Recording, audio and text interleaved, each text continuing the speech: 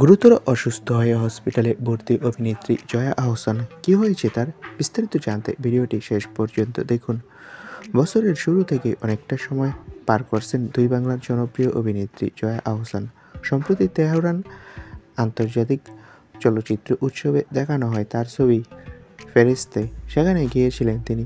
এদিকে চলতি সপ্তাহে তার দুটো ছবি মুক্তি পেয়েছে। পশ্চিমবঙ্গে ভূতপরি আর বাংলাদেশে পেয়ারার সুবাস।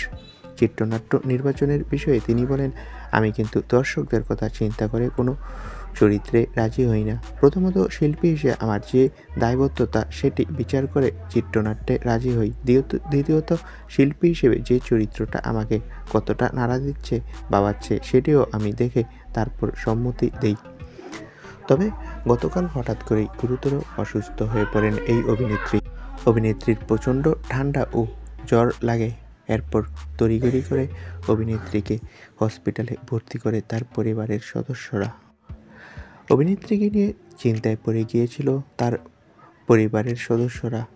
একটা সময় নাকি অভিনেত্রী কথা বলা বন্ধ করে দিয়েছিল। তবে গতকালের তুলনায় আজকে তার শারীরিক অবস্থা কিছুটা ভালো। তো বন্ধুরা, সবাই তোমরা জয়া আহসানের জন্য দোয়া করো, সে যাতে দ্রুত সুস্থ হয়। কে কে জয়া আহসানের ভক্ত কমেন্ট করে জানাও। ধন্যবাদ।